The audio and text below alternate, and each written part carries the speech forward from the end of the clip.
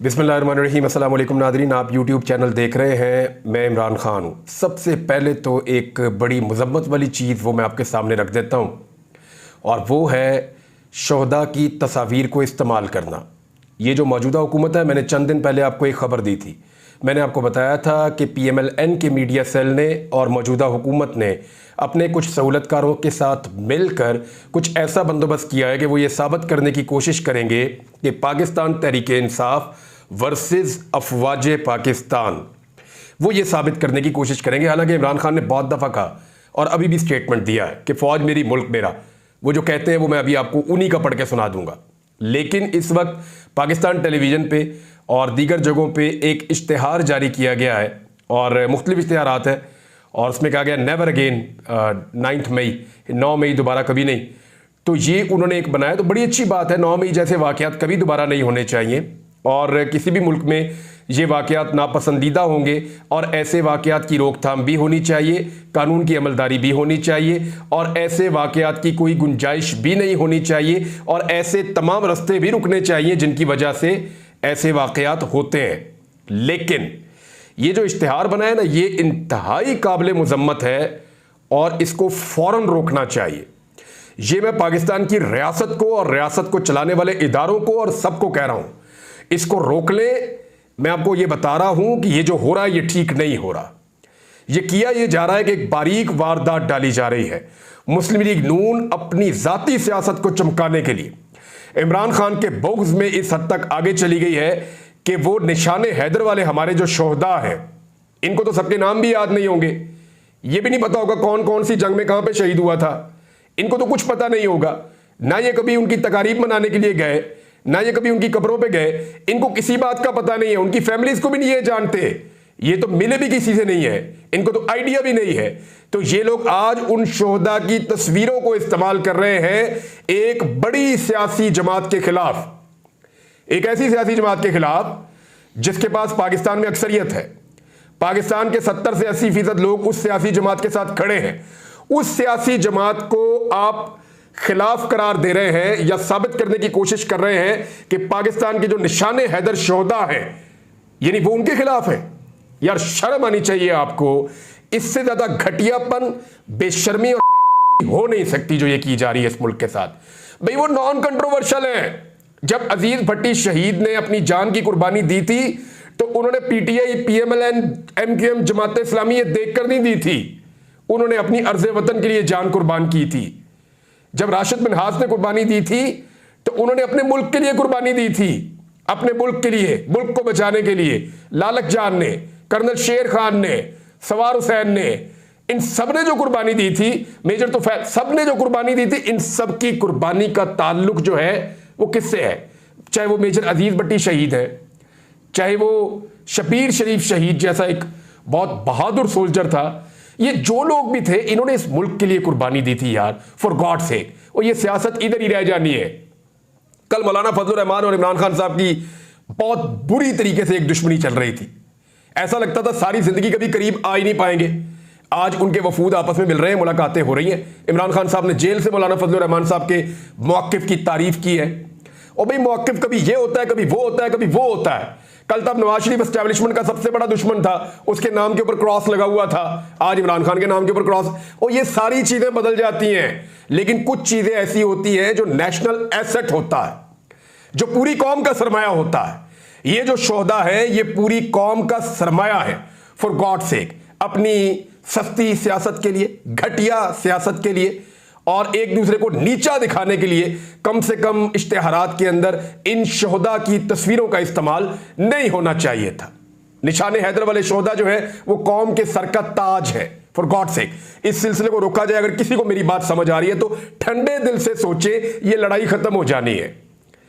ये कल को फिर शेरो शक्कर हो जाएंगे, एक ही ईवान में जाकर बैठ जाएंगे।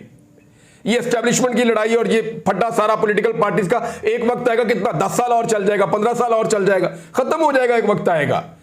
लेकिन वो जो लोग पिछली कई दहाइयों से नॉन कंट्रोवर्शियल हैं, उनको इस कंट्रोवर्सी के अंदर क्यों धकेल रहे हैं?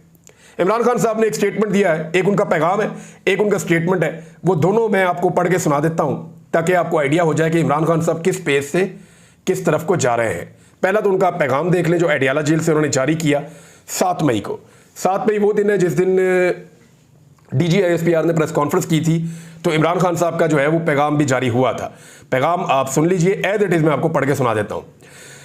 पाकिस्तान तहरीक इंसाफ वफाक की सबसे बड़ी और मकबूल तरीन जमात है, जिसकी सियासी जद्दोजहद नहायत ताबनाक है। अपनी 28 साल सियासी जद्दोजहद के दौरान पाकिस्तान तहरीक इंसाफ ने एक पुरअमन जमात के तौर पर हमेशा मुल्क में आइन की बालादस्ती, कानून की हुक्मरानी और मुल्क में अदल इंसाफ के फरोग को अपनी पहचान बनाया। 9 मई को जिस फॉल्स फ्लैग ऑपरेशन के जरिए तहरीक इंसाफ को कुचलने की कोशिश की गई, वो सबसे पहले तयशुदा था। 9 मई 2023 की हकीकत कौम पर पूरी तरह वाज़ेह है, और अगर कोई समझता है कि ताकत के अंधे इस्तेमाल और रियासती वसाइल के बलबूते पर वो हकीकत को झुटला सकता है, तो यकीनन बड़ी गलत फहमी का शिकार है। चुनाचे मैं एक मरतबा फिर दोहराता हूं, कौम को बताया जाए कि 9 मई 2023 को किसके हुक्म पर मुझे इस्लामाबाद हाई कोर्ट से नीम फौजी मुसल्ला दस्ते के जरिए अगवा किया गया, किसके हुक्म पर इस्लामाबाद हाई कोर्ट से CCTV फुटेज चुराई गई, किसके हुक्म पर मेरे पुरतशद्दुद अगवा के खिलाफ पुरअमन एहतजाज करने वाले निहत्ते शहरियों पर गोलियां बरसाई गईं, किसके हुक्म पर मकतूलीन के अहले खाना को डराया धमकाया गया और अपने प्यारों के कत्ल के खिलाफ कानूनी कार्रवाई से बाज रखने के लिए उन पर दबाव डाला गया, किसके हुक्म पर कोर कमांडर हाउस और कैंट की सिक्योरिटी हटाई गई। 9 मई के वाकयात को तारीख के आईने में देखता हूं तो मुझे 1971 के वाकयात से मुमासलत दिखाई देती है। 24 मार्च 1971 को उस वक्त का हुक्मरान याया खान सियासी फरीकैन से मुज़ाकरात के लिए ढाका में मौजूद था, मगर मुज़ाकरात की कामयाबी में हरगिज संजीदा ना था। चुनाचा 24 घंटों के अंदर अंदर यानी 25 मार्च को मशरकी पाकिस्तान में फुल स्केल फौजी ऑपरेशन लॉन्च कर दिया गया। इसी तर्ज पर 9 मई को एक फॉल्स फ्लैग ऑपरेशन के तहत पहले मुझे हाई कोर्ट से अगवा किया गया और फिर पूरे मुल्क से हमारे हजारों कारकुनों को गिरफ्तार किया गया। यह सब कुछ पहले से तयशुदा था। पूरे का पूरा रियासती निजाम झूठ और फ्रॉड पर खड़ा है। साबिक चीफ जस्टिस उमर अता बंदयाल ने 14 मई को इलेक्शन करवाने का हुक्म दिया तो धरने, एहतजाज और लॉन्ग मार्चेस के जरिए उनको धमकाया गया, जिस पर उन्होंने मामला जिरगे के सुपुर्द कर दिया। जिरगे में यह बात वादे तौर पर बयान की गई कि नवाज शरीफ तब तक वापस नहीं आएगा जब तक कादी फाइज ईसा चीफ जस्टिस नहीं बनता। निगरान वजीर आजम काकड़ ने हुकूमती जमात के एक रुकन को फॉर्म 47 का ताना देकर न सिर्फ सारे राज का पर्दा चाक कर दिया बल्कि हमारे मौकिफ को भी दुरुस्त साबित किया है। इससे पहले इस्लामाबाद हाई कोर्ट के 6 जजेस के खत और कमिश्नर रावलपिंडी के एतराफी बयान ने सारी हकीकत कौम के सामने खोल कर रख दी है। ये सब कुछ इस लंदन प्लान के तहत, जिसके वादे तौर पर 3 अहदाफ थे। नंबर 1, मुझे जेल में डाला जाए। नंबर 2, नवाज शरीफ के केसेस माफ किए जाएं। नंबर 3, तहरीक इंसाफ को क्रश किया जाए। इस प्लान पर अमल दरामद में चीफ जस्टिस ऑफ पाकिस्तान और चीफ इलेक्शन कमिश्नर वादे तौर पर बतौर सहूलतकार दिन रात मसरूफ अमल है। इसी प्लान के तहत मेरे खिलाफ सैकड़ों झूठे मुकदमात कायम किए गए, जबकि जरदारी, नवाज और उनके बच्चों के केसेस को माफ कर दिया गया। मुल्क में मीडिया पर इस कदर पाबंदियां आयद हैं कि कोई आवाज नहीं निकलती। कल काशिफ उबासी साहब को भी प्रोग्राम रात गए बंद कर दिया।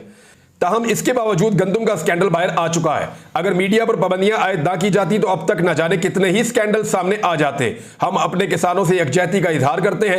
रियासत पहले ही किसानों को कुछ नहीं देती, अब उनसे उनकी मेहनत का सिला भी छीना जा रहा है। इनके सारे मंसूबे अल्लाह के हुक्म से खाक में मिल रहे हैं और अवाम हकीकत को अपनी आंखों के सामने देख रही है। यही वजह है कि 8 फरवरी के आम इंतखाबात में अवाम ने उन्हें बुरी तरह शिकस्त दी है। एक और इमरान खान साहब का जुमला है जो आई रिपोर्ट हुआ, मैं इस वक्त लोगों की रगों में दौड़ रहा हूं। यह इमरान खान साहब का कहना है कि मैं इस वक्त लोगों की रगों में दौड़ रहा हूं। और एक और 2014 के धरने की इंक्वायरी के लिए मैं तैयार हूं। इमरान खान साहब से सहाफी मिले। DGISPR साहब की जो प्रेस कॉन्फ्रेंस थी वो बड़ी धमाका खेज थी और उसमें जो माफी वाला मुतालबा है, जो एक जुडिशल कमीशन बनाने की पेशकश है, ये 2 ऐसी बड़ी चीजें हैं जिनके ऊपर बड़ा फोकस हुआ। अब इमरान खान साहब से ये सवालात तो होने थे। जब सहाफी उनके नजदीक गए अडियाला जेल में तो उन्होंने वो सवालात उनके सामने रखे। अब इमरान खान साहब के जवाबात आप देख लीजिए। अडियाला जेल में मीडिया से बात करते हुए उन्होंने कहा कि 2014 के धरने की इंक्वायरी के लिए तैयार हूं। मुझे खुशी होगी कि मुझे इंक्वायरी कमेटी में पेश किया जाए। 2014 के धरने के हवाले से मुझ पर जितने इल्जाम लगाए गए सब गलत हैं। 2013 का इलेक्शन आरओस का इलेक्शन था। इमरान खान का कहना था कि साबिक निगरान वजीर आजम अनवारुल्लाह काकड़ के फॉर्म 47 के हवाले से बयान के बाद वफाकी हुकूमत से क्या मुज़ाकरात हो सकते हैं, यानी मुज़ाकरात किन से करें। फॉर्म 47 के ऊपर हुकूमत बनी हुई है और काकड़ साहब जो निगरान वजीर आजम थे उन्होंने इसकी गवाही दे दी है। सदर, वजीर आजम, वजीर आला पंजाब और सेनेट इलेक्शन फ्रॉड है। नून लीग के लोगों ने प्राइवेटली हमें बता दिया था कि जब तक कादी फायद ईसा चीफ जस्टिस नहीं बनता ना इलेक्शन होंगे, ना नवाज शरीफ वापस आएगा, ना नवाज शरीफ वापस आएगा। मैं आपको ये पहले बता चुका हूँ। और कादी फ़ाइद ईसा साहब की अदालत में जिस दिन मैं पेश होऊंगा उस दिन मैं एक बहुत बड़ी हकीकत से पर्दा उठाऊंगा और वहाँ मैं बताऊंगा कि कादी फ़ाइद ईसा साहब एक्चुअली क्या है और उनके बारे में क्या इंफॉर्मेशन मेरे पास है। इमरान खान साहब ने कहा कि मेरा आधा खानदान फौज और आधा खानदान ब्यूरोक्रेसी में है। फौज हमारी है और हमें फौज से कोई मसला नहीं है। 9 मई वाकयात का मुझे उस वक्त पता चला जब मुझे सुप्रीम कोर्ट में पेश किया गया। मैंने 9 मई के वाकयात की चीफ जस्टिस उमर अता बंदयाल के सामने मुजम्मत की थी। ये इमरान खान साहब ने कहा। तहरीक-ए-इंसाफ वफाक की सबसे बड़ी और मकबूल जमात है। पीटीआई की सियासी जद्दोजहद नहायत ताबनाक है। हमेशा आइन की बालादस्ती की बात की है। अगर बात नहीं करना चाहते तो ना करें। मैं पाकिस्तान के लिए बातचीत का कह रहा हूं। मुझे कौन सी डील चाहिए या मैं कौन सा बैरून मुल्क जाना चाहता हूं? मैं क्यों माफी मांगूं? माफी तो मुझसे मांगनी चाहिए। ये इमरान खान साहब ने कहा है। वैसे पाकिस्तान तहरीक-ए-इंसाफ ने एक ट्रेंड चलाया हुआ है। जिन लोगों के ऊपर 9 मई के बाद जुल्म सितम हुआ, पुलिस ने उनकी चादर और चार दीवारी का तकद्दुस पामाल किया, उनके कारोबार तबाह किए, उनके घर तोड़े और उन लोगों को मुसीबतों में डाला और वो लंबी सऊबतें काटने के बाद वापस आए, उन लोगों की तस्वीरें लगा के वो कह रहे हैं माफी तो इनसे मांगनी चाहिए जो इन लोगों की हालत हो गई है। और बहुत सारे लोग जो है वो उस दिन जान से भी गए थे, तहरीक-ए-इंसाफ का ही कहना है। फिर कैपिटल हिल में सीसीटीवी फुटेज से शनाख्त करके मुलजिमान को सजा दी गई। यहां तो सीसीटीवी फुटेज ही गायब कर दी गई। शहबाज शरीफ लंदन मुआहदे के तहत वजीर आजम बने। उन्होंने कहा कि खुदा के वास्ते फौज को सियासत में ना घसीटे। यही बात मैं शुरू में कह रहा था कि ये जिस तरह के इश्तिहारात बन रहे हैं ना, ये जबरदस्ती फौज को सियासत में घसीटने की कोशिश की जा रही है। मौजूदा हुकूमत शोहदा को इस्तेमाल कर रही है अपनी सियासत के लिए, जो नामुनासिब है। हमने अपनी 27 साल की तारीख में कभी जलाओ घिराव नहीं किया।